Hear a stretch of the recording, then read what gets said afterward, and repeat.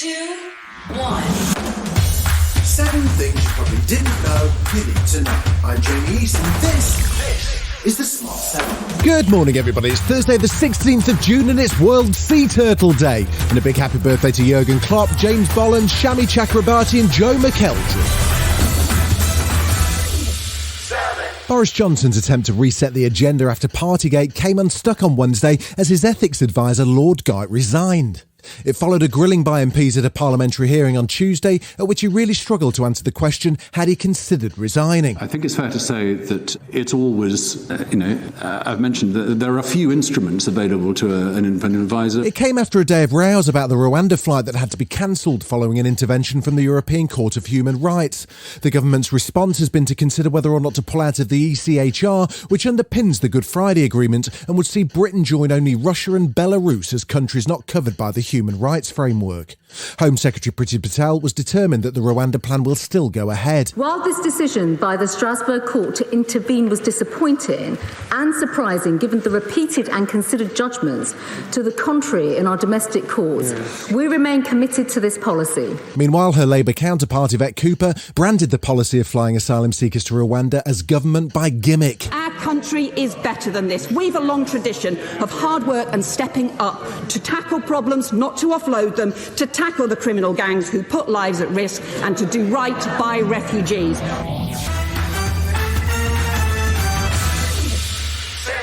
In further blows to Britain's strained relationship with the EU, the European Commission has decided to launch fresh legal action against the UK over Boris Johnson's plan to scrap parts of Northern Ireland's Brexit deal. European Commission Vice President Maroš Šefčovič spoke in Brussels, saying the move has created deep uncertainty. The UK bill is extremely damaging to mutual trust and respect between the EU and the UK. That is why the Commission has today decided to take legal action against the United Kingdom for not complying with significant parts of the protocol on Ireland, Northern Ireland. At Prime Minister's Question Time, Boris, the man who signed the protocol, continued to criticise its existence. What could be more foolish, Mr. Speaker, than a project that actually envisages trade barriers within parts of the United Kingdom? That's what we're trying to break down.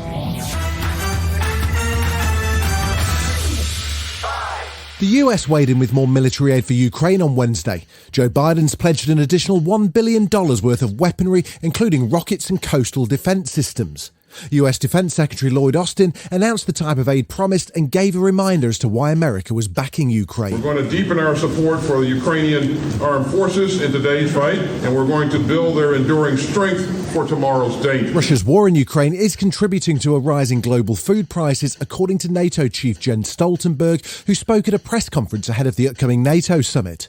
He's warning that the war continues to be the biggest threat to NATO security. With far-reaching consequences and global implications, as demonstrated by the food and energy crisis deliberately orchestrated by Russia. This comes as Ukrainian President Zelensky says he's accepted invitations to speak to the G7 and NATO summits taking place in Germany and Spain later on this month. He addressed the Czech parliament on Wednesday, warning again that Putin will not stop at just Ukraine. We oppose tyranny, which, as in the past, does not want to stop only in Ukraine. It considers everyone in Europe its target, all those who live a free life.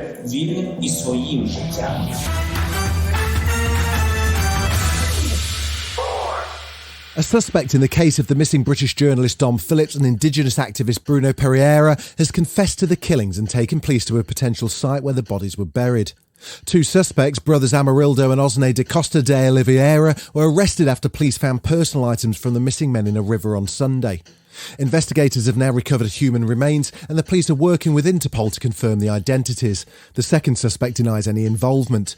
At a press conference in Amazonia State, federal police investigator Eduardo Alexandra Torres said the confessions helped locate the bodies deep in the forest. It was realised following an international methodology, and then we went to the place where he said he had buried the bodies and where he had hired the boat. He sank the boat as the investigations was showing us. This was the place where the criminal event happened, where we found the personal belongings, and the location where we found the bodies are here.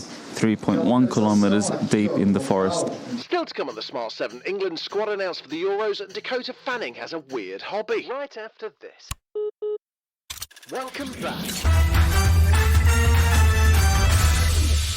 3, This summer sees no World Cup, it takes place in November instead, but we do have football as Britain hosts the Women's Euros.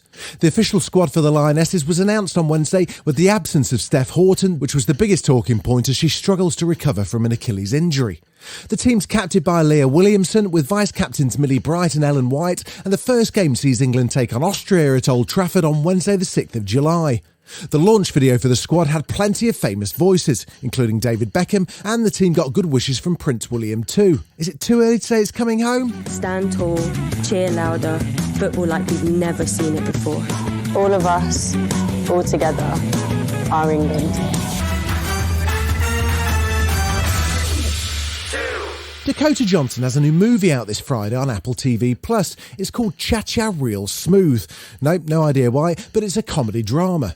Dakota was out and about to promote it and told Jimmy Fallon about her love for weddings. In fact, she loves them so much, she's actually crashed a few. My friend was at this wedding and he was like, just come, it's a really big wedding, no one will know. And then all of a sudden I'm just making eye contact with the bride as she's being bounced in a chair.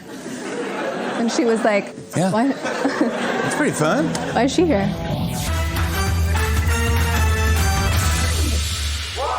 It seems like musicals are making a comeback, with rumours that Lady Gaga is going to join the cast of The Joker for a musical sequel, nope, me neither, and a new Looney Tunes musical on the way. Matilda, Tim Minchin's stage musical of the Roald Dahl story, is getting a promotion to the big screen, and Netflix just released the first trailer. It stars Emma Thompson as Miss Trunchbull in truly terrifying makeup, and it'll hit cinemas and Netflix on December the 22nd. Yo! What is your name?